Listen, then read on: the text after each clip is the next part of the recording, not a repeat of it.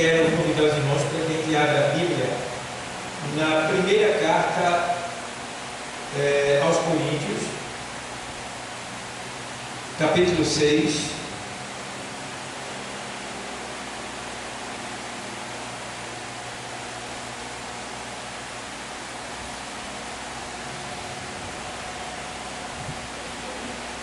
Versículo 20. Aos Coríntios, primeira carta, 6 e 20. Estamos aqui na obra missionária em Itapissuma e hoje é o dia de estudo da palavra de Deus, tá bom? Então a gente vai estudar um pouco a palavra de Deus e vamos estudar sobre o tema: fostes comprados por alto preço. Então, o texto diz assim: porque fostes comprados por bom preço. Glorificai, pois, a Deus no vosso corpo e no vosso espírito, os quais pertencem a... Amém? Poder sentar. Obrigado, Deus, por essa palavra. Em nome de Jesus. Então, amados irmãos, nós estamos hoje aqui felizes, pois nós estamos recebendo nesta casa nossa irmã Yara e o nosso irmão Wellington. Eles estão morando aqui agora e estão agora com a gente aqui na obra missionária que Deus mandou para nos ajudar. Então, para a gente é gratificante, é glorioso isso da parte de Deus, porque somos uma igreja que estamos em crescimento e é claro que Deus vai levantar pessoas que realmente têm amor pela obra e trazer para cá. A gente não está orando para isso acontecer? Então vai acontecer. E Deus vai criar situação e trazer gente e a obra vai crescer e vida vão ser salvas.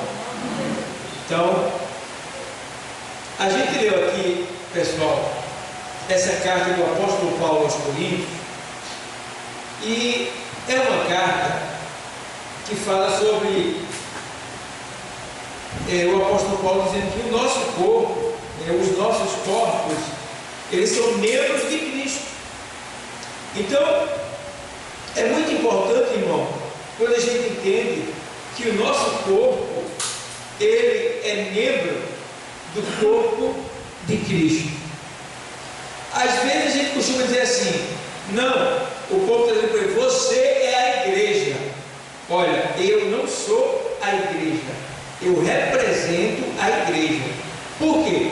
Eu não sou a igreja, porque a igreja é um corpo, e o corpo é composto de vários membros, não é isso mesmo? De vários membros. Se a igreja é um corpo, então eu não sou a igreja, eu sou parte dessa igreja. Então eu represento a igreja, certo? Então aonde eu chegar, eu represento a igreja. Entendeu? Eu ali, eu sou a igreja porque eu estou falando em nome da igreja, mas no sentido corporal, no sentido espiritual, eu não sou a igreja no sentido completo, porque a igreja é um corpo e o corpo é composto de vários membros, certo? Eu formo a igreja, eu sou parte da igreja, entendeu? Vocês estão entendendo? Porque a gente costuma dizer assim, né? Eu sou a igreja, e o mundo, para dizer que você não precisa vir para a igreja, eles agora estão usando esse argumento: a igreja somos nós. Está errado. Nós formamos a igreja, tá? Agora, nós somos a igreja quando estamos juntos, porque aí a gente se completa, a gente forma o corpo de Cristo, e em Cristo nós somos um só, certo? Então, o cabeça, Cristo, nós, o corpo, ou os membros do corpo de Cristo. Amém, igreja? Estão entendendo? Então, alguém pode ficar até admirado com essa forma de falar minha, mas eu estou explicando no sentido lógico e no sentido espiritual também, tá? Porque eu cresci aprendendo que eu sou a igreja, mas se eu olhar no sentido bíblico, eu não sou a igreja no sentido completo. eu sou parte desse corpo, porque eu formo este corpo, certo? Agora eu seria a igreja se o corpo fosse um membro só, mas o corpo é composto de vários membros, certo? Então vamos lá.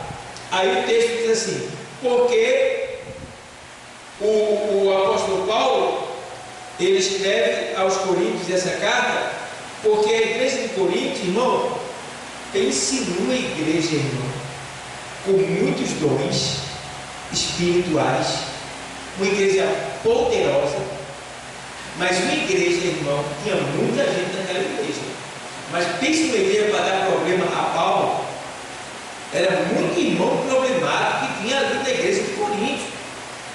Chegou uma hora no capítulo 6, que Paulo, ele repreende os coríntios, porque tinha irmãos que estavam botando o outro na justiça, irmão, na delegacia, levando queixa para a delegacia. E Paulo tem que dizer: vocês aí, já é uma vergonha para vocês terem contenda, já é vergonhoso isso, porque não é para ter. Paulo dizendo: e quanto mais litígio entre vós, litígio é botar o outro na justiça. Estava tendo isso, irmão. Aí Paulo estava furioso. Como é que vocês deixam isso acontecer entre vocês? Será que não tem um sábio aí para resolver as causas de vocês? Para vocês se levarem as causas da igreja para a mesa do ímpio? Paulo repreendeu. Então era uma igreja que dava muito problema para Paulo. E se vocês não sabem, a igreja era composta de pessoas humanas. E pessoas humanas, elas são problemáticas. Porque cada um tem um problema. Cada um tem uma forma de ver, de olhar, de julgar, de examinar. Ninguém é igual. Mas a palavra de Deus é que nos centraliza, é que nos une, é que nos molda, é que nos deixa do jeito que Deus quer. É a palavra.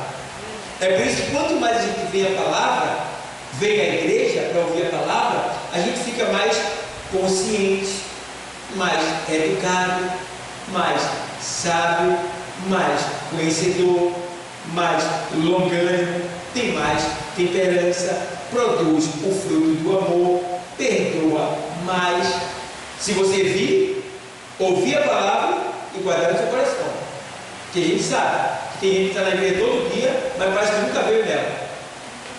Por quê, pastor, isso acontece? Porque ele está aqui, somente está aqui. Ele não pega a palavra e guarda para viver ela. Porque se a gente ouvir essa palavra e não praticar ela, tem que perder. Tá? Agora, uma das coisas que as pessoas desconhecem e não são abençoadas na sua plenitude, porque elas não levam isso em consideração. A Bíblia diz, quando o Senhor fala a Jeremias: Jeremias, o que é que tu estás vendo? Na chamada de Jeremias, Jeremias diz: vejo uma vara de amendoeira. E o Senhor diz assim: viste bem, porque eu velo para fazer cumprir a minha palavra. A vara de amendoeira é uma vara que florescia, era a primeira a florescer na primavera. O que quer dizer que isso aí? Quer dizer que Deus, ele tem prioridade com a sua palavra. Quando ele fala, ele vai fazer acontecer. E quer dizer também aquilo ali, que ele coloca a sua palavra em primeiro lugar. Assim como a vara da amendoeira era a primeira a florescer, assim também a palavra de Deus vai ser a primeira a acontecer na sua vida. Entende bem? Então, aí a gente vê que Deus, ele é sujeito à sua palavra.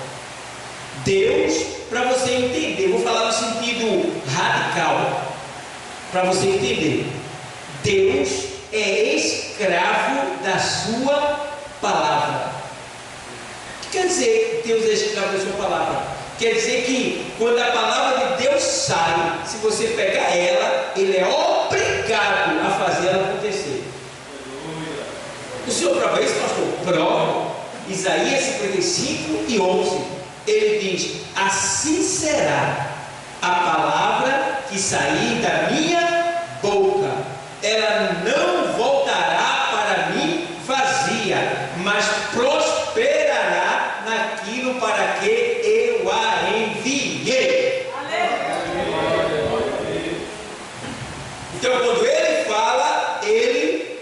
culto. Ele é fiel. Certo? Então, é uma igreja problemática, mas muito rica nos dons espirituais, tá? Muito rica em quantidade de pessoas, mas deu muito trabalho para Paulo. Mas graças a Deus que não é o pastor que resolve os problemas da igreja. Ele foi Paulo que resolveu. Tudo isso que resolveu foi o Espírito Santo e a palavra de Deus, que é Jesus. Do mesmo jeito é hoje aqui. E aonde tiver uma igreja, quem resolve os problemas é o Espírito Santo e a palavra. Por isso que nós, ministros, devemos identificar se algum órgão, ou seja, se algum membro da igreja, né, se está tendo algum tipo de doença na igreja. O que é doença? Às vezes tem igreja que tem uma panelinha ali, não é isso? Isso é uma doença. Uma doença. Tem um grupinho de fofoca, né? Tem um grupinho que gosta de futebol, essa maldição. Tem esse grupinho, acontece às vezes. Então eu tenho que identificar essa doença e usar o remédio da palavra para curar essa doença. Então esse é o dever do culto de doutrina, do culto de estudo da palavra. É para que a igreja ela aprenda a palavra e aprenda a não viver no pecado disfarçado. O que é pecado disfarçado? Irmão, eu vou dizer uma coisa aqui. Eu acredito, eu não sei se tem aqui ou ali nos assistindo, mas essa palavra não é em vão. Me perdoe, sou bem sincero, eu odeio futebol. Eu não estou falando da bola, eu estou falando do ajuntamento. Por que eu odeio? Eu tenho razões para isso. Já fui vítima. Eu fui dentro do ônibus com a minha filha e quase matam a gente, querendo entrar dentro do ônibus na parte de cima, roubando o teto, eles jogando pedra do lado de fora, e Deus colocou a mão e permitiu que eles mesmos mandassem para. É incrível, como é que eles estão brigando um com o outro, né? Um quer matar o outro, e eu me levanto com a minha criança no braço, e a Tamara chorando, que era pequena, e eles dizem: para aí, que vai descer uma criança, para aí. E eles pararam tudo, eu, minha esposa e minhas duas filhas descemos, e o ônibus seguiu, eles foram lá, e a gente pegou o táxi e foi para casa. Porque era um dia de futebol, eu estava vindo do aeroporto, que eu fui passear com as minhas duas filhas. Veja bem como é que Deus faz. Então, juntando com isso, eu fiquei furioso. Então, eu digo: isso não é brincadeira, isso não é esporte, meu irmão, isso não é para a gente considerar uma coisa que tem morte, que tem prostituição, que tem feitiçaria, que tem mentira, irmão, que tem lascívia, impureza, tudo que está na carta aos Gálatas, capítulo 5, versículo 19, 18 e o 19 ali. Tudo que tem ali está no campo de futebol. Então, como é que eu vou gostar da bicicleta? Ou até botar na minha televisão, na minha casa para assistir? Deus me livre, jamais. Aquilo é idolatria. Um crente verdadeiro, fiel a Deus, jamais ele vai se sentar diante de uma televisão para ver aquilo ali. Jamais. Então, pessoal, tem às vezes pessoas que vêm com camisa de time de futebol para a igreja. Ou seja, é como se eu vestisse a camisa de um santo aí qualquer. Não vou falar o nome não, porque ele está filmando. Eu vestisse a camisa, né, daquela mulher que está sendo comemorada hoje. Vocês sabem que é Recife, né? Pronto, está sendo comemorada ela lá em Recife. Se eu botar essa camisa dela e para cá, é a mesma coisa que eu botar uma camisa de tipo de futebol. Porque a Bíblia diz que isso aí é idolatria. Então, pessoal, a igreja ela tem muitos órgãos que estão doentes dentro dela. E quem cura essa doença não é o pastor, é a palavra. Então, às vezes, quando você vai curar uma doença, você tem que mexer nela, não é verdade? Uma ferida. Quando mexe, o que é que acontece? Você sente o quê? Dor. Dor é bom de sentir? Não. Ninguém gosta de sentir dor. É o que vai acontecer. Quando a palavra for ministrada e pegar um pecado que você não sabia que era tem dois comportamentos da sua parte. Ou você vai dizer, meu Deus, me perdoe, não sabia não, nunca mais eu faço isso. Ou então você vai dizer, isso que nada, tem nada a ver não, tem nada a ver não, isso aí não existe não, tem nada a ver mais nisso não. Pronto, você pode ter essas duas reações. Ou você resistir à palavra, ou você dizer que, meu Deus, me perdoe pelo tempo que eu fiz isso. Entendeu? Nunca mais eu vou fazer. Então, pessoal, a igreja tem esses problemas. Por que eu estou falando sobre isso aí? Porque o texto que a gente leu diz assim, ó, porque foste comprados por bom preço. Ou seja, você está pensando que foi barato o preço para Deus te colocar aqui? Para você estar aqui hoje, você pensa que foi fácil? Até porque a Bíblia diz que nós nunca quisermos estar aqui. A gente nunca quis estar aqui. Você está aqui hoje, não é porque você quis não. Você está aqui hoje, não é porque você escolheu estar aqui. Porque ele diz, Jesus diz assim, olha, não foi vós que escolhestes a mim, mas eu vos escolhi a vós. Está vendo que não foi tu que escolheu estar aqui? Tu não está aqui porque tu queria estar? Tu estás aqui porque Jesus, ele te escolheu e te trouxe para cá. Aleluia! Agora eu te digo uma coisa, ele te escolheu e te trouxe para cá. Tu tem que valorizar, irmão, essa escolha. Tu tem que fazer valer. Tu tem que estar aqui honrando ele, na presença dele, fazendo a vontade dele.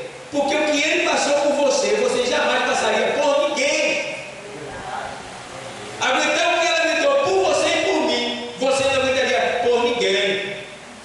Não foi fácil derramar todo o seu sangue, humilhação, sofrimento, tortura, e ele aguentou até o fim para pagar o nosso preço.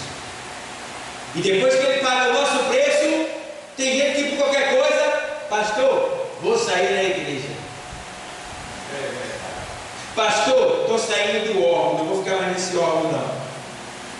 Pastor, não estou me agradando de fulano, vou embora, vou para outro lugar. Meu irmão, Deus pagou aquele preço todinho, te chamou para cá, te colocou aqui, te deu honra, e tu vira as costas para ele. Não, isso não é honra não. Isso não é agradecimento. Isso não é agradecimento. Então nós temos que ficar atentos, porque a nossa carne, ela é covarde. E o que a gente faz, também a gente não faz porque a gente quer. Veja bem, não estamos aqui porque a gente quis estar, e também o que a gente faz não é porque a gente quer. Vou dar uma pista disso aí, né? Paulo diz assim, na sua carta aos Romanos 7, 18 e 24, na sequência, ele diz assim, porque aquilo que eu quero fazer, eu não faço, mas o que eu não quero, isto eu faço. Todavia já não sou mais eu, mas um pecado que habita em mim. Que quer dizer o que isso aí? Que eu e você nos convertemos, estamos aqui na igreja, mas o pecado ele está dentro de nós.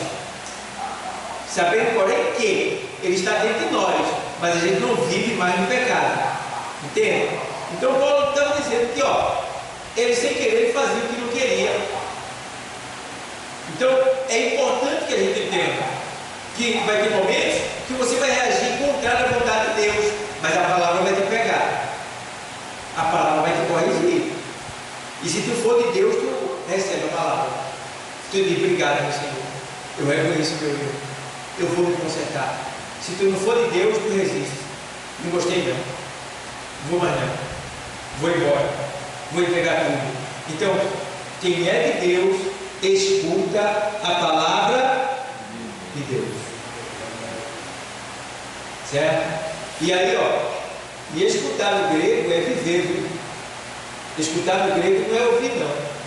Escutar no idioma grego da Bíblia, escutar é fazer, certo? Então, a gente vê aqui, porque foste comprado por bom preço. Bom preço. A Bíblia diz em Levítico que jamais se compraria uma alma. Todo o recurso que existe se esgotaria e não pagaria o preço de uma só alma. Vê bem, se juntasse todo o ouro, toda a prata, todos os minérios, tudo que vale dinheiro, que é valioso, juntasse tudo para comprar um de nós, não daria para pagar. Então, por aí você viu o preço que Jesus pagou para que a gente pudesse estar aqui. Veja bem, vamos lá. Diz mais assim o texto.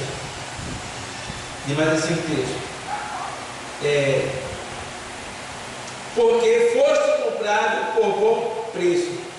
Glorificai, pois, a Deus no vosso corpo e no vosso espírito, os quais pertencem a Deus. Então, o que é que a gente tem que fazer com o nosso corpo? Glorificar a Deus. Glorificar a Deus.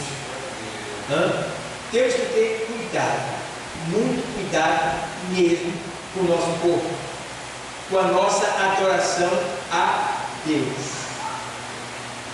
Com a nossa adoração a Deus.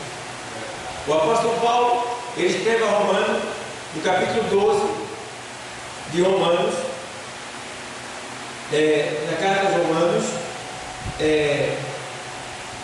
aqui, deixa eu ler para você aqui, 12, ele faz assim: rogo-vos, pois, irmãos, pela compaixão de Deus, que apresenteis o vosso corpo em sacrifício vivo, santo e agradável a Deus, que é o vosso culto racional. O que é um culto racional? É um culto onde você está atento a tudo, ouvindo tudo, aprendendo tudo. Você não se desliga, que a sua adoração a Deus tem que ser de 100%. 100%. Você não pode dividir.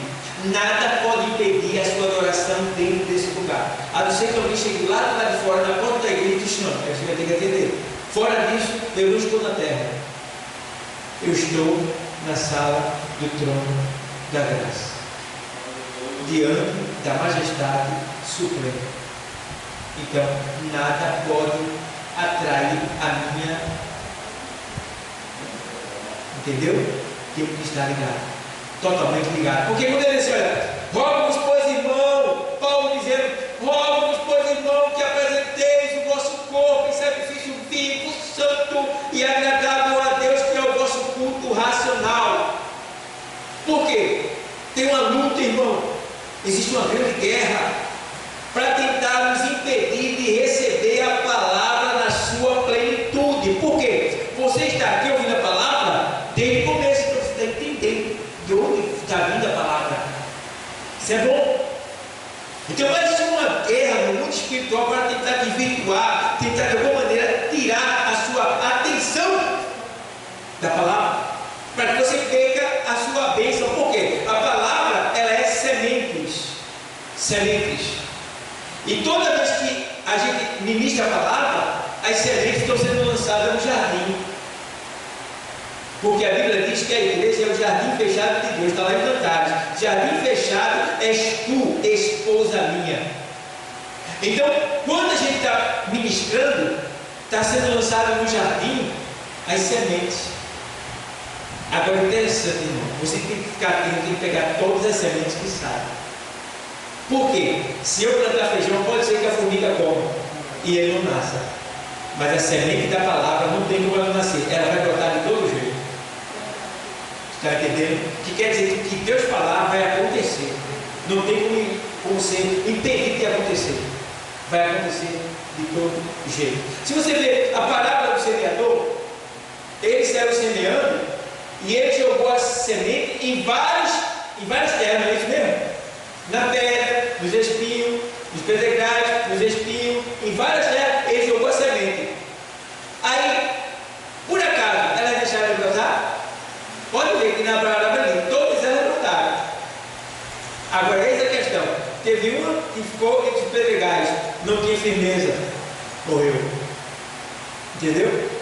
Teve outra, e aí vai dizer, acho que aonde foram cair. E teve aquela que em terreno bom, em terra boa.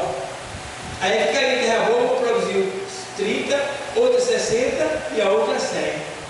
O que é terra boa? É um coração preparado para ouvir Deus, para receber o que Deus está falando. Quando o coração está preparado para receber o que Deus está falando, aí essa semente, quando cai, ela brota. Meu Deus do céu, glória a Deus. Veja só. O que quer dizer isso aí, irmão? Olha o mistério que eu vi. Que eu senti uma revelação aqui agora. Quer dizer que essa semente, quando bate na terra do teu coração, que está preparada para receber a palavra, está em obediência, aquilo que tu ouviu vai acontecer. Não tem como deixar de acontecer. Veja que coisa linda. Se o povo soubesse disso, hein? Se o povo guardasse isso, meu Deus do céu, a igreja era mais rica. Mas a gente está pleno por causa disso. Porque a gente não valoriza a ministração da palavra. A gente não fica atento. Então, ó, fica atento. Não deixa que nada impeça que você ouça a palavra. Tocou o celular, já que tocou, atende e não atende e deixa lá. Alguém vai ouvir que você está no templo, está na igreja e não pode atender. Entendeu? Alguém vai conversar com você lá, rapaz, vamos escutar a palavra, depois tem que conversa. Deixa quem quiser ver você achar. Deixa quem quiser. Por quê? Porque isso é um momento nobre. Esse momento de agora, ele é nobre. Ele é nobre. E a gente precisa valorizar esse momento. Quando eu sair daqui, eu quero que tudo que Deus falou aconteça na minha vida. Você quer também? Amém. Eu quero. Tá? E tem mais. Deus não iria fazer um culto desse em vão, simplesmente para falar. Não. Ele está falando para pessoas que ele sabe que precisa. E se você precisa receber a palavra, assim será na sua vida. Então, pessoal, as coisas de Deus é muito sério. Muito sério. Eu acho lindo. Olha, irmão, Deus, ele é tão assim, ele cobra tanto da gente dentro da igreja. Ele cobra tanto da gente dentro da igreja. O pessoal pergunta, porque a Bíblia diz que Deus ele é o mesmo ontem e eternamente. Então o Deus de ontem é o mesmo de hoje, não mudou nada. O que mudou foi a lei aqui embaixo da terra, mas ele não. Ele continua sendo mesmo. Para você ter uma ideia, quando se entrava na presença de Deus, ali estava Deus, simbolizado pela arca. Quem entrava na presença dele, aqui estava a arca. Então a pessoa, temor, falava com Deus ali. Aí, quando se levantava da conversa com Deus, ele não podia virar e ir embora. Não. O temor, a reverência, o respeito era tão grande que para sair daqui da presença de Deus, eu teria que dar 7 passos para trás. 1, 2, 3, 4, 5, 6, 7 passos. Daqui por diante é que eu podia virar as costas e ir embora. Se eu virasse as costas, eu era morto na hora. Morria na hora. Deus matava. Ninguém pode dar as costas para Deus, não. Aí. Então, hoje a gente vê pessoas que entram aqui na presença de Deus e por pouco tempo viram as costas para Deus. Virar as costas, sabe o quê? É você não se envolver no evangelismo, não se envolver na obra da igreja, não ter amor pelo seu próximo, não aderir às coisas que o ministério está ali trabalhando para que dê crescimento ao reino. Isso aí é virar as costas. É você não aceitar o que Deus determinou para você. Isso é virar as costas. Isso é muito ruim para a nossa vida. Então precisamos retroceder, voltar atrás daquilo que a gente fez que Deus nos agradou. Deus, me perdoe. Eu sei que eu errei, mas a partir de hoje eu não vou errar mais. Eu vou te servir melhor. Eu vou fazer mais para o Senhor. Eu vou voltar para o lugar que o Senhor me colocou. Eu vou te servir com interesse, com plenitude. Obrigado, meu Senhor, por ter me avisado. Porque hoje, irmão, a gente já está escapando, sabe por quê? Por causa da graça. Se não fosse a graça, Deus já tinha me matado. Né? Mas tem a graça, e essa graça se chama Jesus. que aplaca a ira de Deus contra o pecador. E aí não dá tempo de se arrepender. E veja que essa graça faz mais de 2000 anos que está tendo longanimidade e paciência com a gente. É poucos crentes, irmão, que dizem assim: volta Jesus, na oração. É poucos. Agora, quer ver o crente dizer volta Jesus? Quando ele está na prova, no apuxo, está com fome, volta Jesus, vem buscar logo eu. Olha, porque está com fome. Está desempregado? Volta Jesus, volta porque está desempregado. Né, irmão? Está na dor? Olha, Senhor, me leva logo. Olha, leva logo, é? Quer ir para o paraíso já? Não, filho, assim não. Então, tem muita gente assim. Só quer Jesus botar na bronca. Só quer partir botar na bronca. Não, tem que passar. A Bíblia diz, na carta de Pedro, que se Deus não poupou o seu filho, e nós? Quem somos nós? Então, meu irmão, devemos estar preparados para servir ao Senhor completamente, dar o máximo de nós para Ele, para que tenhamos o quê? Autoridade diante dEle, para que tenhamos ali diante dEle crédito, para quando a gente falar acontecer. Então, foste comprado por bom preço. Meu Deus, se eu comecei a falar, olha, embora. Tá tão bom o negócio? Então aqui, ó, a gente vê, porque foste comprado por bom preço. E aí, vou ler isso aqui para a gente terminar. Aí ele faz assim: porque foste comprado por bom preço, glorificai, pois, a Deus no vosso corpo e no vosso espírito, os quais pertencem a quem? A Deus. Você é de quem? De Deus. Veja o que diz em cima, no versículo 19: ou não sabeis que o nosso corpo é o templo do Espírito Santo, que habita em vós, proveniente de Deus, e que não sois de vós? Está pensando que tu é dono de tu? Eu faço o que eu quero, eu vou onde eu quero. Não. Tu não é dono de tu não, rapaz. Nosso dono é quem? Jesus. Está dizendo aqui, ó, Ele nos comprou. Ele nos comprou. Lá na carta de João, o Senhor diz assim: se pois o Filho vos libertar, verdadeiramente